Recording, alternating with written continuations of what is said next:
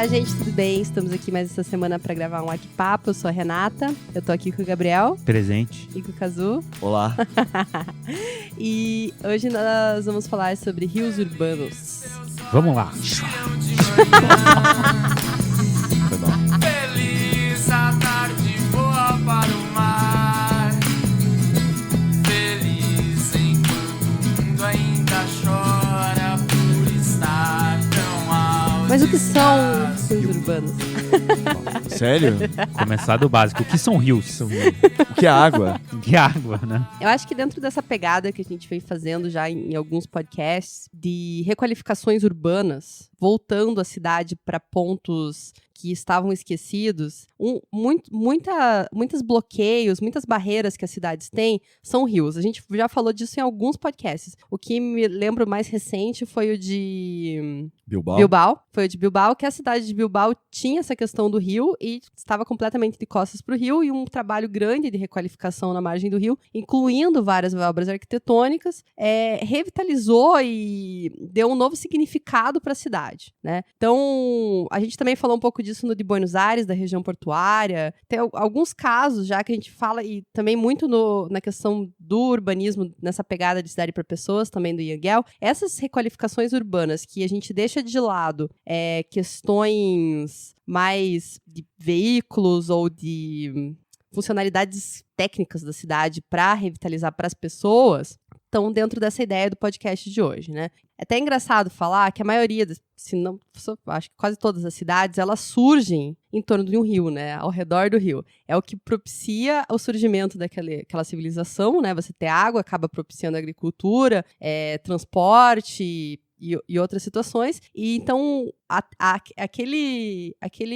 aquela forma que propiciou aquele surgimento daquela comunidade, com o passar dos anos, as coisas mudando, a conjuntura, como a sociedade está hoje, os rios acabam ou estão cobertos de concreto, né? Ou a cidade está completamente de costas para esses cursos de água. Mas sabe que, para quem assiste Largados e Pelados, a primeira coisa que você tem que fazer é achar água. Achar água e fazer fogo. É verdade. O resto vai. Não, mas é muito óbvio o porquê das cidades surgirem em volta dos rios, né? Como você falou, agricultura e tudo. E hoje, como as grandes metrópoles não dependem mais da agricultura, acaba que elas não dependem economicamente mais dos rios, né? Uhum. Então, a importância do rio dentro da cidade acaba sendo colocada de lado, né? Sim. Mais recentemente, né, no século passado, as questões de saneamento, como elas passaram a ser tratadas na cidade, muitas soluções foram de realmente fechar o rio, né? Canalizar o rio, mudar o curso, para poder viabilizar a drenagem da cidade e o crescimento urbano. Sim. Isso sem contar, depois da Revolução Industrial, a poluição dos rios, né? Deixa eu só até fazer pegando esse negócio da industrialização, né? Que eu achei interessante, assim, contextualizar como se fossem as cidades pré-industriais, as cidades industriais e as cidades pós-industriais, assim. Que as cidades pré-industriais era isso, esse desenvolvimento em torno do rio, as cidades, as formações, né? O homem deixa de ser nômade, passa a ser sedentário, gordo, usador de sei lá, celular. Mas é isso, assim, o formato das cidades é baseado no formato dos rios, acompanhando isso. E nessa época também os rios eram, assim, utilizavam a água, mas também eles eram sujos, né? Quer dizer, as cidades medievais, todas aquelas coisas, eram rios já poluídos.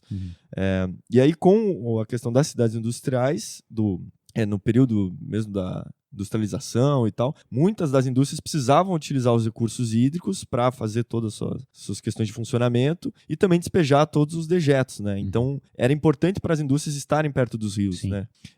E aí o que gerou, esgoto para tudo quanto é lado, né? Daí a poluição cresceu exponencialmente, né? Não era só o esgoto de poucas casinhas que estavam sendo despejadas no rio, né? Não, e o tipo de resíduo também. Também. Exato. Não é biodegradável, né? Não é xixi-cocô, né? Não é xixi-cocô. E também por o transporte de cargas, né? Então, muitas cidades tiveram que criar essas zonas portuárias de desenvolvimento de transporte fluvial mesmo, para poder escoar as produções, fazer os deslocamentos. E as cidades pós-industriais, em que a gente começa a ver essa questão de redução da participação das indústrias ali na utilização dos recursos hídricos, né?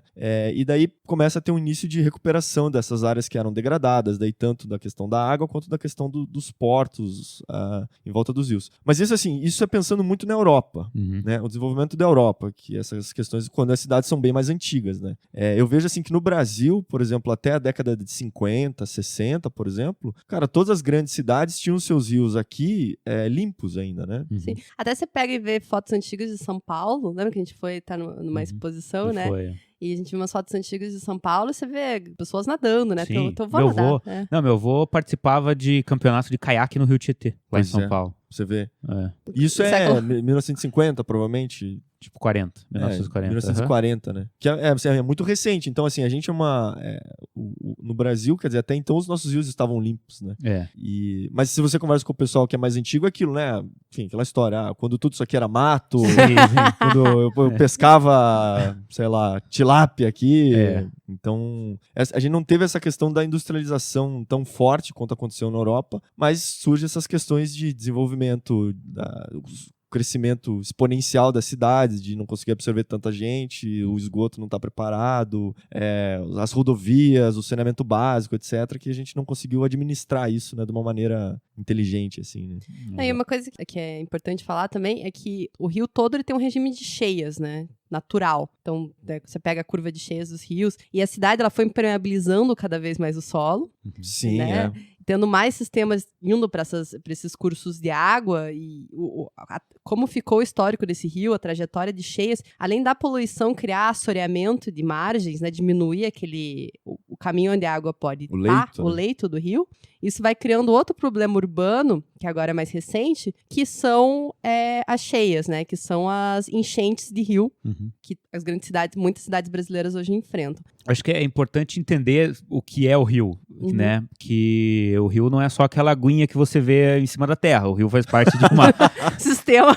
Faz parte de uma bacia hidrográfica, faz parte de todo um sistema. Porque assim, existe água embaixo dos nossos pés.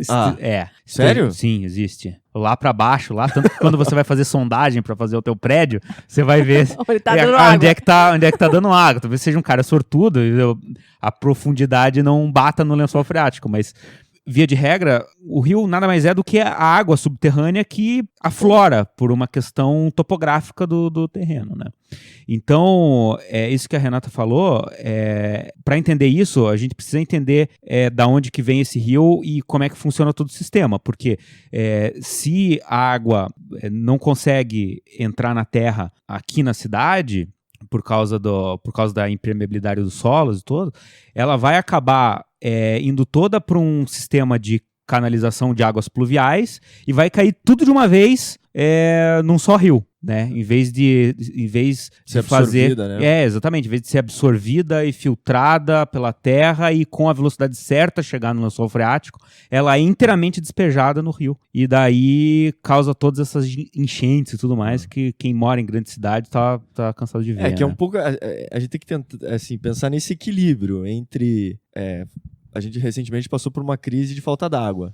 Então, falta água e daí a gente morre de sede e de repente chove e daí alaga tudo. Isso tá errado, né? Assim, a natureza... Isso, na verdade. É uma loucura pensar nisso, né? A natureza precisa atingir um equilíbrio melhor com a gente ali, não sei.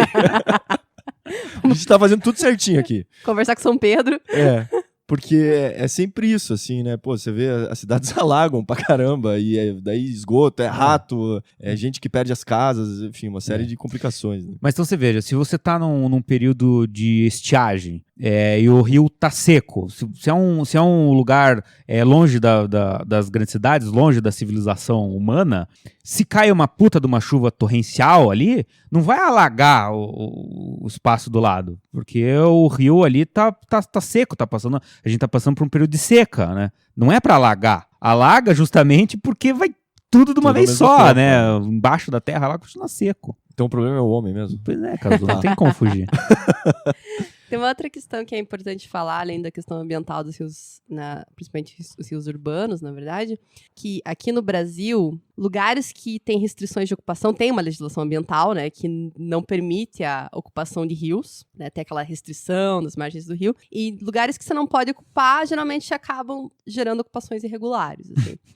É lugar que não pode ocupar, geralmente ocupa também, mas daí sem ordem. Por diversas razões de pressão imobiliária, de déficit habitacional, problemas sociais, tem vários casos, né? Tem curso de rio, então tá lá, aquela área começa... Qualquer lugar do Brasil. Qualquer lugar do Brasil, né? Então tá aquela área ali, é próxima ao centro urbano, né? Ou tá próxima do centro, ou tá dentro, né, da cidade mesmo, dentro da malha urbana. E não é de ninguém, né? Não é propriedade privada, ninguém vai te tirar lá a tiros. E principalmente, não tem nenhum uso destinado. É uma área que tá ali. Tá ali, na maior parte das vezes, por essas questões de poluição. Ela já tá degradada, ela já tá feia, ela já tá esquecida.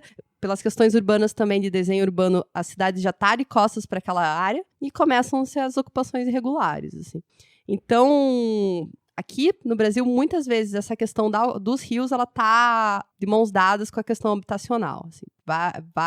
Várias ocupações estão ali naquelas margens. E isso que o Cazu falou, com as inundações, muita gente perde casa, perde tudo que tem, porque num regime do rio ali, do histórico de cheias dele, vai acabar acontecendo, né? Uma coisa que você começou a falar e não terminou é justamente desse ciclo do rio. Não, é porque é muito mais difícil para o homem entender o ciclo do rio do que entender o ciclo das marés. Né? Ah, é verdade. O ciclo da maré muda em questões de horas, né? E o rio não. Sabe que não dá pra montar uma casinha ali quando a maré tá exatamente. baixa, né? Não dá tempo de você terminar de montar tua casinha. Em poucas horas vem a maré e leva embora. Agora o ciclo do rio demora meses, né? Então no período de seca as pessoas vão lá, constroem e menos de um ano depois, quando chega o período de chuvas, vai tudo embora, né? Não, e tem regimes de cheias que são de anos, né? A gente pega a maior cheia dos últimos 25 anos, a maior cheia dos últimos 50 anos, que eventualmente vai acabar acontecendo. A gente pegar, por exemplo, que seja o Rio Tietê, em São Paulo, né? Essa coisa de um rio que passa no centro da cidade, em que a cidade realmente ignorou esse rio, né? Joga tudo quanto é dejetos nele, ignora a presença dele como uma composição urbana, paisagística, etc. E a gente, assim, pouco se importa com aquilo, né? Porra, é mau cheiro, é questão de doença, é questão de salubridades, uma série de coisas. E a gente olha muito pouco. E eu acho engraçado, assim, por exemplo, talvez pareça bem idiota o que eu vou falar, mas quando teve a tragédia do Rio Doce, né, que basicamente matou o Rio Doce, pela questão dos dejetos, sei lá, químicos que foram despejados no rio, provavelmente vai levar anos para aquilo se recuperar. E óbvio que há toda uma sensibilização, a gente falar, porra, uma empresa dessa conseguiu simplesmente matar o rio e matar todo um sistema de tanto questão ambiental, social, das pessoas que dependiam daquele rio, etc., inclusive até chegando ao mar, né? E aí você fala assim, cara, pô, é super triste isso. Aí você pensa assim, mas aí você sai pra andar nas nossas cidades, né, nas grandes cidades do Brasil, e fala assim, pô, todos os rios que a gente tem nas nossas cidades também a gente matou. Né? Só que foi aos poucos, né? Só não foi uma só empresa. Exatamente. E todos nós matamos ele. Exatamente. Então, aquele exemplo do sapo, né? Conta lá. Não, é o sapo. Você pega o sapo e, não façam isso, pessoal. A gente é contra o maus tratos dos animais. Mas você pega um sapo e joga o sapo numa panela com água fervendo, o sapo, porra, vai pular fora. Caralho, Gabriel. Mas se você joga o sapo na água fria e vai esquentando aos poucos, ele vai ficar um bobinho lá, não sei o que, e você cozinha o sapo. Porra, cara. Que triste isso. Você nunca fez? Não, nunca fiz. Tá. Até só na questão por exemplo, do Rio Doce, do Tietê lá que eu tava fazendo a comparação, mas é engraçado porque a poluição, por exemplo, que acontece no Tietê, porque ele é um rio que nasce na Serra do Mar e ele vai, né, ele não vai pro mar, né, ele corre pro interior do estado de São Paulo. E assim, depois que ele sai todo poluído ali da cidade de São Paulo, se eu não me engano, antigamente a poluição ia até 140 quilômetros assim, da cidade de São Paulo. Parece que agora eles estão fazendo algumas reduções e tal, então diminuiu essa mancha. Mas é engraçado porque a própria natureza vai recuperando ao longo de todo o trajeto, o percurso do rio, vai recuperando e despoluindo ele de certa maneira, assim. Então, a partir de 150 quilômetros, mais ou menos, o rio começa a voltar a ter peixes, a voltar a ter a enfim, ter uma água limpa, né? Uhum. E então, assim, também é um processo que a própria natureza, e talvez por isso, talvez a gente também tem um pouco de descaso, assim, né? Porque onde passa a ser importante para agricultura, a água tá meio que limpa lá depois, e na cidade de São Paulo que se foda, sei lá. Mas uma coisa que eu acho curiosa de se pensar é que, mesmo em casos que você vê o rio está aberto e você não tem acesso ao rio. É verdade, não tem acesso. Tipo, a arquitetura ou o desenho urbano ou o paisagismo, né, que seria o mais apropriado desses lugares, mesmo quando eles são parques, muitas vezes você não tem um mirante, você não tem um ponto de admiração, você não tem aquela valorização daquele item, mesmo em lugares que poderiam ser valorizados. Então, muitos parques, às vezes que até você tem cursos de água, você não enxerga essa valorização do paisagismo em relação a isso. Que eu acho que vem dessa questão social de muito tempo negando, né? O Tietê e as marginais lá que tem em São Paulo, que todo mundo no Brasil praticamente conhece, né? É isso, né? Tem dois lados de um monte de faixa de trânsito que não tem relação nenhuma com o rio, né? Ele tá lá, tá no meio... Fedendo, você não tem nenhum tipo de acesso, né? Nenhum tipo de relação. Então, eu acho que quando a gente parte para a gente na sequência vai falar alguns exemplos de requalificação e de paisagismo de acesso ao rio, essa relação que você tem que criar cultural das pessoas com o rio tem que ser muito forte, né?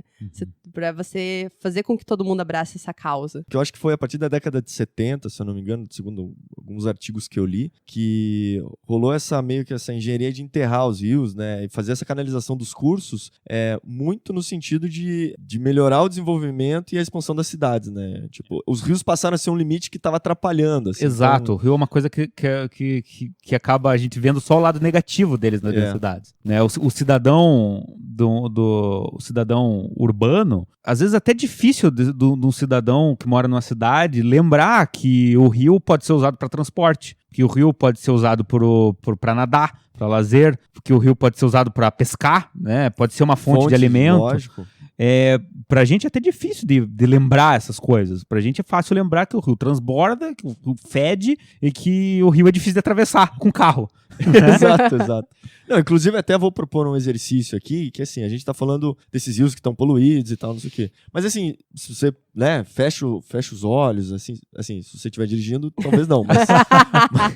Mas, cara, imaginar que dentro da tua cidade que tenha os rios poluídos e tal, você imaginar que você, de repente, pudesse ter esses rios limpos, que as margens fossem acessíveis, que você, de repente, pudesse nadar nesse rio, pescar, isso, todas essas coisas positivas que o Gabriel falou, assim. Mas só como exercício de imaginação, né? Assim, cara, não ia ser tão prazeroso a cidade é mais agradável, por exemplo. De repente, você, sei lá, pegar a tua vara aqui e pescar. Pô, você ir lá e, né, no almoço mesmo, ou tomar um banho, assim, principalmente para cidades que não tem mar ou praia, por exemplo, cara, é uma puta fonte de atrativo e de lazer, assim. Exato. Como você falou no começo, toda grande cidade, não sei quem falou, acho que a Renato falou no começo, toda grande cidade, toda não, mas a maioria das grandes cidades se desenvolveu na margem de algum grande rio, né?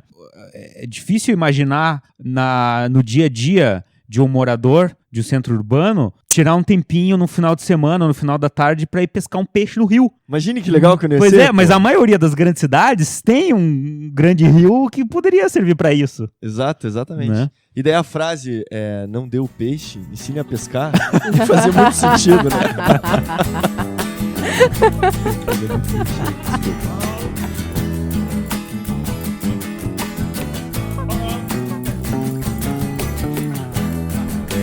Não, só antes, eu acho interessante também a questão da gente ter esse olhar sobre o Rio como um país como o nosso, o Brasil, de, sei lá, terceiro mundo, emergente e tal, que a gente tem essa dificuldade de entender que a gente precisa de saneamento básico, que a gente precisa recuperar os rios, que eles precisam ser limpos e tal, e que a gente não tem recursos, talvez, financeiros e vontades políticas para que as coisas aconteçam. Mas se você olha também os exemplos que foram feitos na Europa, esses também são processos muito recentes, né? E apesar de serem países desenvolvidos e com uma economia muito mais estruturada que a nossa, esses processos de recuperações dos rios são muito recentes também, né? Às vezes começam na década de 80, 90, 2000. Então, assim, é uma questão que continuamente a gente está tentando tratar, e esses exemplos na Europa, também os rios não estão totalmente limpos, assim. Sim. Também é uma luta contínua de tentar fazer isso ser algo positivo para a cidade e trazer o rio de novo para a cidade, né? E, muitas vezes é uma luta diária, inclusive, né? Diária, eu exatamente. vi lá, acho que não sei, no Sena, em Paris, não sei, 5 dias por semana passa um barco lá e tira toneladas de lixo do rio. Né? Então, realmente uma luta diária. Mas engraçado, né? Se uma coisa, assim, não sei se é possível, mas em São Paulo, por exemplo, que o Rio Pinheiros e o Rio Tietê são margeados por várias pistas de veículos lá. Pô, se o rio fosse limpo, não poderia ser usado para transporte também, né? Porra, uma barca sai lá de um lado da cidade e para no outro muito mais rápido do que qualquer carro, né? Já pensou? Olha aí. Não, seria ótimo, na verdade. Não, tanto que um meio de transporte super limpo e tudo. Não sei se é possível, não sei como é que funciona esse tipo de coisa, mas... A gente separou alguns casos aqui para falar de requalificação de rios. A maior parte deles está aliados com projetos de desenho urbano e de paisagismo, além de projetos integrados de sistema de transporte. Porque todas as intervenções em grandes cidades, em grandes centros, não tem como elas serem uma só. Assim, até no podcast de carro compartilhado, a gente estava falando exatamente disso, que não é a questão do carro sumir, né? É a questão de você ter um sistema de propostas e utilidades para a cidade que possam ajudar a resolver aquela situação. E a requalificação dos rios também. A despoluição do rio não é o fim, né? Então, são várias ações integradas com isso. E outra coisa que é bem importante dizer, que tem um processo de estudo de engenharia e de geografia, um monte de outras profissões. É multidisciplinar. É muito multidisciplinar. Porque essa questão das cheias dos rios e essa influência que eles têm nas cidades é chave quando você começa a tentar voltar para o ambiente natural dos rios, né? Então, o processo de estudo de como que isso vai acontecer sem prejudicar a cidade que já está ali é gigantesco mesmo. O primeiro exemplo é o exemplo de Seul. Como é que é o nome? O nome do rio? Então, o rio... Cheonggyecheon. Que fica na Coreia do Sul. Cara, só que o rio Cheonggyecheon, sei lá como é que fala isso, se escreve Cheongyecheon. Acho que tá errado esse tradutor aqui, sério mesmo. Mas acho que talvez é um dos exemplos mais emblemáticos, assim, de talvez de um rio canalizado e ressurgiu das cinzas e trouxe... Do concreto, né? Do concreto, olha, da cinza do concreto. Que a história é que na década de 60, final de 60, o rio acabou sendo enterrado para a construção de uma grande rodovia. E é importante dizer que é um rio que está no meio da cidade. No meio. Bem, tipo, quando você olha a implantação, né, o mapa da cidade, você vê que ele é bem no eixo, assim. E aí nessa ideia de trazer modernidade, de trazer desenvolvimento para a cidade e tal, acabaram enterrando esse rio, canalizando ele, e para que, enfim, pudessem ser construídas vias expressas e tal, né, para o desenvolvimento da cidade. Só que aí com o tempo ali, acho que se eu não me engano na década, no início dos anos 2000, eles começam a pensar que aquele rio ali, pô, a gente podia trazer ele de volta, que talvez seria muito mais interessante recuperar ele, né, e trazer ele para a cidade, tanto como uma parte de lazer para as pessoas, como um ponto turístico, etc. E aí começam as discussões. E o processo foi bem complicado, assim, porque no início a população era totalmente contra, né, porque o trânsito já era ruim, e daí você vai tirar as vias expressas, vai ficar pior ainda. Parece que sim, né? Parece que vai ficar pior. E então tiveram que ser feitas assim diversas reuniões para que o governo pudesse explicar exatamente qual que era a proposta, o que eles gostariam de fazer com aquilo e tal. A associação comercial, assim, foi a que mais foi contra e foi a última a ser dobrada ali no processo. Outra questão que eles tinham era uma questão de manutenção até dessas áreas acima do rio, né? Você ter um viaduto, você ter áreas cobertas na água, e esse processo de concretização, mas de utilizar concreto, de mudar o leito do rio, de canalizar, eles começou muito no começo do século, lá em Seul, e eles já estavam numa época de ter que fazer uma grande manutenção nisso, né? Então, aí também tava essa discussão de, já que tá na merda, vamos tirar tudo. Exato. E depois dessa discussão que o Kazu falou, dessa ideia, desse sonho de talvez conseguir limpar o rio, né? De conseguir retornar essa identidade visual para a cidade, se convenceu e eles realmente demoliram o negócio todo. E em termos de eficiências asiáticas aí, porque, se eu não me engano, acho que levou 4 anos para eles fazerem tudo isso. Tudo pronto, aham. E assim, foi um mega projeto, porque foram mais de 6 mil edificações que tiveram que ser removidas, mais de 100 mil comércios que também tiveram que ser realocados e tal. Então, cara, foi tipo uma parada muito grande, assim, e no meio da cidade, como a Renata falou, né? Então, e qual que era a ideia? A ideia era criar um parque linear, né, que trouxesse, resgatasse esse rio. Pela cidade, se eu não me engano, ele percorre ali quase que 6 quilômetros que eles conseguiram fazer toda essa reabertura do rio, né? Tem várias coisas interessantes desse processo. Com essas questões de participação popular, tem um mural que foi feito com os azulejinhos, que as pessoas expressavam seus desejos. Algumas pontes antigas, das primeiras pontes de pedestres que eram utilizadas na travessia do rio, foram restauradas, lembrando da identidade do local. Alguns pilares, algumas estruturas que existiam de ponte foram utilizadas para construção. Tem um museu, tem um memorial, alguma coisa assim. Então, tem vários detalhes no projeto que demonstram essa preocupação com a criação de uma identidade, de uma ligação forte da população com o local. Porque essa questão de criar identidade é o sentimento de pertencimento. Exatamente. E de entender que aquilo, as pessoas participam daquilo ali e acham importante, né? Sim. Bem, tem uma questão que a gente também falou já em podcasts anteriores, que é isso: quanto mais você construir mais via, não é a solução para você melhorar o trânsito. Verdade. Muito pelo contrário. Quanto mais via você cria, mais carro você coloca ali, né? Uhum.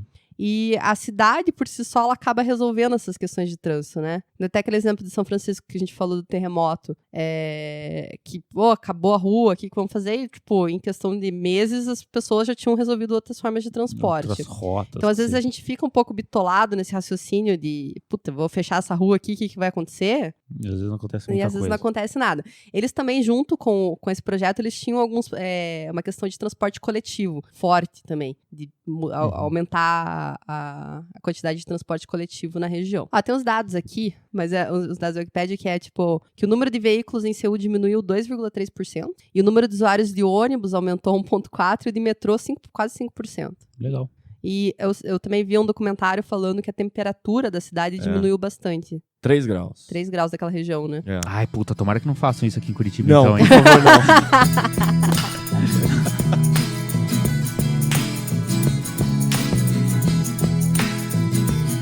O projeto do Rio Madrid, em Madrid, na verdade, é um projeto bem complexo. É um master plan que tem várias áreas de requalificação na parte de rios. E o que eu achei interessante de trazer esse exemplo é que vários outros também seguem essa linha de alguns locais que têm essa questão forte do transporte, né, de carros, né, das vias expressas. Algumas cidades têm recorrido pelo recurso de enterrar em alguns pontos a via expressa, alargando a margem de rio nesses pontos, propiciando esse paisagismo no nível do rio e dando essa ligação da cidade com o rio. Uhum. E esse é um desses, né? Então, eles enterraram vários pontos da via expressa. Então, em vez de a gente esconder o rio, vamos esconder os carros. Exatamente. Então, enterrando essa parte, né, feia de infraestrutura urbana aí da cidade, criou-se vários respiros para a margem de rio para poder fazer esse tratamento de relação. Assim. Além de requalificação de qualidade de água também, revitalização do habitat natural, procurar. E engraçado que vários desses projetos, quando a gente está estudando, uma coisa que eu ouvi muito é que você não consegue, dentro de um ambiente urbano consolidado, reproduzir as condições naturais do rio. Sim, e é importante entender isso. É importante entender isso. Não é o que era. É o melhor que você pode ter agora, né? O curso do rio já foi mudado. A margem dele já é de concreto. Algumas requalificações, elas até retiram o concreto e trabalham com pedra, mudam o regime de cheias, tem várias formas de fazer isso, mas dentro de uma cidade, às vezes até você não pode ter mais contaminação do leito do rio com a água subterrânea, então aquela questão que já está concretada, senão às vezes não pode mexer mais, ou faz um projeto senão vai contaminar a água subterrânea. Vai contaminar a água subterrânea. Então, você tenta ir requalificando num processo de várias etapas aquilo que você pode ter, o melhor possível dentro do que pode ter. E é isso que você falou, a natureza é tão fantástica. Nossa, que bonito, né? A natureza é tão... Adoramos a natureza. Tão bicho grilo. Não, mas o ecossistema acaba se ressurgindo ali. Bom, só em Londres também, que eu acho que vale a pena só dar uma citada também, que é o rio Tamisa, né? Que, assim, ele desde ali século XVII, mais ou menos, já tinha sérios problemas de saneamento básico lá. Caralho, o troço corria solto lá. E então teve série de casos de morte, função da água contaminada e etc. Cólera, né? Cólera, isso. Tanto que o apelido, dizem aí, que rolava lá, era o apelido que era o Grande Fedor, era o nome do rio. Mas assim, então desde esse período, já existia toda essa questão do rio no meio da cidade estar extremamente poluído e tal, com sérios malefícios ali. E o projeto de recuperação desse rio, que é basicamente assim, é o processo de limpeza, né, de despoluição, ele começa ali no finalzinho do século XIX. E daí eles têm alguns resultados na década de 30, quando eles começam a fazer um sistema de captação do esgoto da cidade, para poder, né, não despejar diretamente no rio e tentar, na verdade, o que eles faziam era despejavam depois na cidade de Londres. Resolvia o problema de Londres. Exatamente. Então, em Londres estava tudo ok, agora dali para frente, o problema é de vocês. Então, só que esse também é um trabalho, as cidades também vão crescendo mais, vão tendo mais dificuldades e tal. Então, na década de 50, o rio ele é declarado basicamente morto, assim. Porra. Porque realmente tinha nenhuma vida, nada. Não tinha nada, assim. E aí há todo um processo, né, uma vontade política da Inglaterra de fazer ações para despoluir o rio e trazer a vida de volta. Então, na década de 70, eles começam a ter alguns resultados que eles dizem que é muito significativo, que é quando começa a aparecer salmão, assim, que é um peixe que, em teoria, precisa só de águas, precisa de águas limpas, né, para poder viver. Peixe sensível a qualquer tipo de poluição. Exatamente. Mas basicamente é o seguinte, o que eles tiveram que fazer para fazer toda essa revitalização é melhorar todo o sistema de saneamento, né, fazer toda uma captação e um tratamento do esgoto antes de jogar para os rios. A legislação ambiental passou a ser mais rígida, principalmente pelas questões das fábricas de despejarem os poluentes. Então, assim, é uma ação que envolve vários, né, setores da sociedade que precisam contribuir para que isso seja possível. E apesar de estar num país desenvolvido e tal, até hoje eles também não conseguiram 100%, né? Então, é um processo contínuo de ter que fazer a limpeza, de ter que... Inclusive, por exemplo, eles medem os índices de oxigênio. Então, se está faltando oxigênio na água, eles fazem meio que uma injeção de oxigênio. Sério? Tem umas loucuras assim, para poder desenvolver melhor o ecossistema do próprio rio, né? Que seja por peixes, que isso envolve toda uma cadeia alimentar também que é importante. Sim. Enfim, para todo o planeta Terra. E também tiveram que fazer a construção de uma barragem para evitar essas cheias também que aconteciam com certa frequência na cidade de Londres. Então, isso é um pouco o que a Renata falou, de evidente que fazer uma barragem para evitar cheias na cidade é antinatural, né? Você não deixar o rio ser ele mesmo, mas dentro da cidade, a cidade já está construída, precisam ser feitas concessões para que tenham menos impactos tanto para o rio quanto para as pessoas que lá já estão morando, né? É um exemplo bem positivo de um programa de despoluição das águas, assim, que é um rio que, para quem visita Londres, vê que ele participa constantemente do cartão postal da cidade, dos pontos turísticos, então... Faz parte ali da cidade, né? O próximo é o projeto do Parque do Rio em Medellín. Esse projeto foi fruto de um concurso, que foi em 2014, se eu não estou enganada, e é o Parque Botânico o nome dele é Parque Botânico do Rio Medellín. Quem ganhou esse concurso é um escritório que chama Latitude Taller de Arquitetura e Ciudad. E, na verdade, é um projeto também muito grande. Ele é um corredor, que é um rio existente em Medellín, que é um corredor que foi criado para ligar várias áreas verdes já existentes na cidade, que são vazios verdes e córregos naturais de água, e criar um sistema de transporte. São várias diretrizes que tem no projeto, que tem ciclovia, tem parques, tem conexões de pontes também, porque é um rio também que criava uma barreira na cidade, de um lado para o outro. Então, tem sistemas de pontes, tem também enterra-se em alguns trechos vias, né? São enterradas também para propiciar essas áreas públicas, assim, mas eu acho interessante que quase todas as descrições do projeto que eu vi, elas começam falando dessa importância desse corredor ambiental na cidade.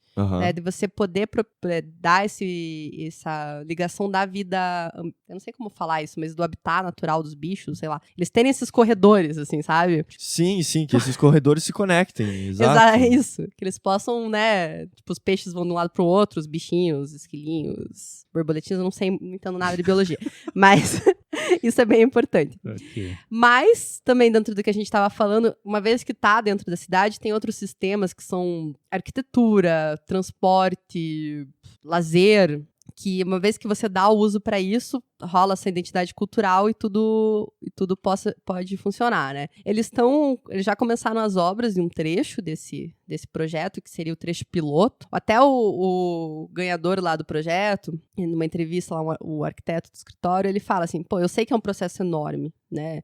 Quanto tempo que vai demorar para um projeto desse tamanho, tá em pleno funcionamento e tudo tá verdinho, bonitinho, funcionando, né? Mas o importante é que começou, de uma maneira ou de outra. Sim, lógico. Começou. E é legal o exemplo de Medellín, que eu acho que é muito mais similar com a realidade do Brasil. Assim. Sim. E essa vontade política é muito importante. Né? Você ter esse pontapé, porque pô, é um puta de um processo com projeto, concurso, licitação, dinheiro, questão com os agentes da sociedade, né? Comércio, população em geral, é tanta coisa envolvida, mas de fato ele ter começado já é um puta diferencial, né? O outro grande exemplo é da cidade de Chicago, que, olha que interessante, o nome do rio é Chicago. Isso acontece com certa frequência, né, Gabriel? O Chicago River Walk faz parte de um conjunto de projetos de entregar o rio para as pessoas, digamos assim. Olha. Tá, então cidades tá. para pessoas e rio para pessoas. Onde é que nós É vamos todas parar? as pessoas. Então tá. Uma coisa bem humana, assim, bem egocentrista. É, Pro não. meu. É. Mas Chicago tem é cartão postal, o Rio de Chicago também, tem turismo no Rio, tem o barquinho turístico, tem transporte também pelo Rio. Mas apesar do Rio ser bem forte na cidade, ainda existia, no diagnóstico que foi feito antes desse projeto, verificava-se que as pessoas ainda não tinham muito acesso ao rio. Tipo, chegar ali na aguinha mesmo e interagir com a água, sei lá. Ter essa relação direta com a água. E ela era ainda suja, né? Assim, poluída. E tem esse probleminha também. Não, e aí, o que a cidade, então, também nessa ideia de retomar os olhares para o rio, contrataram escritórios, porque na verdade é um monte de escritórios, não vou ficar falando nome em inglês aqui, porque também não é o caso. Ok. Mas eles reuniram vários escritórios e equipes multidisciplinares também para fazer essa revitalização. E a ideia era o seguinte, era recuperar durante, acho que se eu não me engano, 1 quilômetro, 1,5 milha mais ou menos, toda essa área ao redor do rio. Que é a ideia de trazer vida, pessoas, e para isso trazer restaurantes, atividades culturais, atividades de lazer, etc, etc. No total, são mais ou menos 15 anos de projeto, e aí entre fases de projeto e obra ali também. Mas a primeira fase foi concluída em 2009, então eles fizeram um memorial, fizeram museus e fizeram algumas outras coisas também. E a ideia é fazer com que trazer esses equipamentos culturais e daí trabalhar com o acesso, por exemplo, com escadarias, com vegetação, que as pessoas possam andar, caminhar, passear. Esse negócio da escadaria é legal, porque tem um desnível, né, entre onde está passando ali a calçada de pedestres e as vias de carros e onde estão os prédios e onde está o rio. Então eles fizeram uma escadaria tipo arquibancada, também com algumas rampas em diagonal, com esse sistema, e gera esse acesso, assim, para você sentar ali, comer um almoço, ficar admirando o rio, e dar o acesso à margem mesmo do rio, né? Exatamente, fazer com que as pessoas Cheguem encostem na água, entendeu? Então, esse projeto ele se desenrola a partir de quase como um parque linear, com alguns ambientes criados ao longo desse trajeto, né? Que diversificam a quantidade de usos que o rio pode dar. Então, como se caso cada quadra ela pudesse oferecer diferentes tipos de uso ali para a população, né? Tem local que tem aluguel de caiaque, tem tem o caminho, tem um lugar mais voltado para crianças, para famílias. Eles também fizeram uns piers com jardins, já com essa questão de jardins de ambiente de pântano, assim, porque originalmente seria uma área pantanosa para valorizar e fazer esse ensino também do que é a vegetação do rio, daquela região. Tem algumas construções também, né? Integração com a arquitetura. E é legal de falar que tudo isso foi um trecho muito curto, né?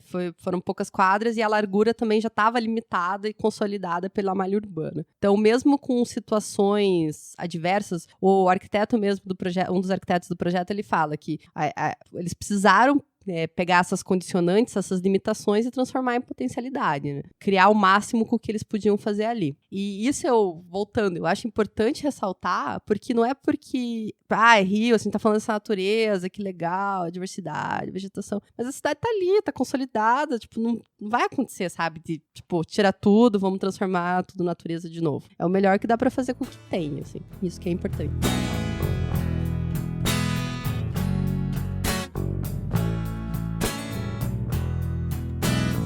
Quando a gente pensou nesse tema sobre os rios, aí eu pensei assim, que eu acho que a civilização, sei lá, as pessoas do futuro talvez olhem pra gente e falem assim, eles viviam em cidades onde os rios eram todos poluídos, canalizados, fedia, era insalubre e tal. Que é de um jeito como a gente pensa a Idade Média. Exatamente, né? Talvez a gente esteja vivendo uma Idade das Trevas moderna.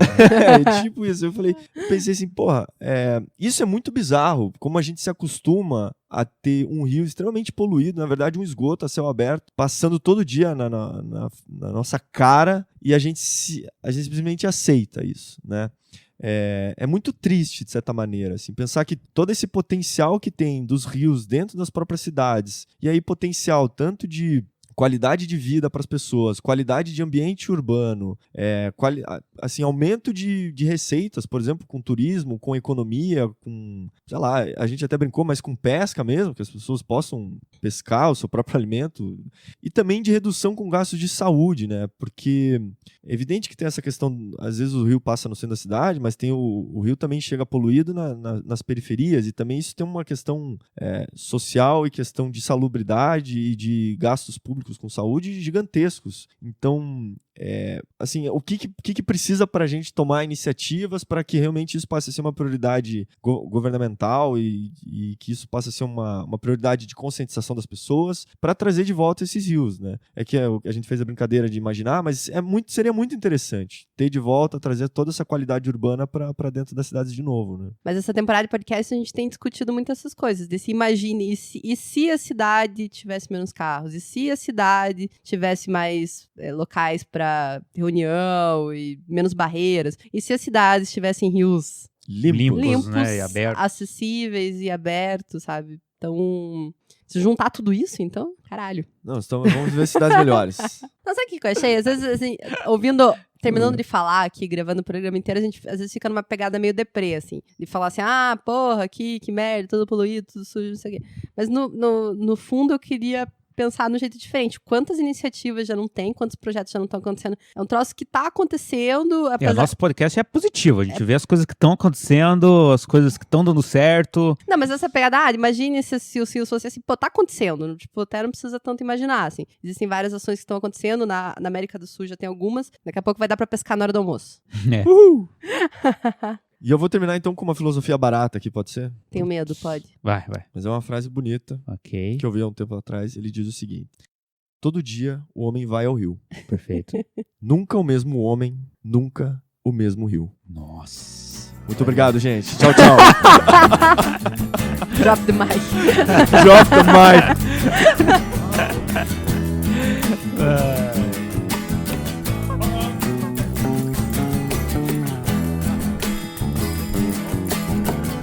Então, eu queria falar uma coisa importantíssima. Solta. Amanhã, dia 15 de novembro, feriadão, é o último dia para submissão do concurso do Desafio da Criatividade, dos 6 cubinhos.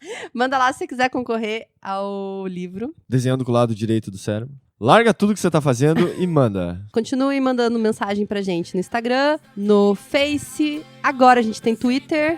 E também, quem puder deixar uma avaliação pra gente no iTunes, ajuda bastante. Tem o arquipapo.com.br e o nosso e-mail que é contato@arquipapo.com.br. Isso aí. Beijo. Valeu. Tchau, tchau. É a lua que se vê através da janela. A alegria das crianças no dia de Natal. É todo mundo. O cinza do concreto. Do 253 do concreto. Não parei pra pensar. Na cor. Pra chegar. As árvores somos nós.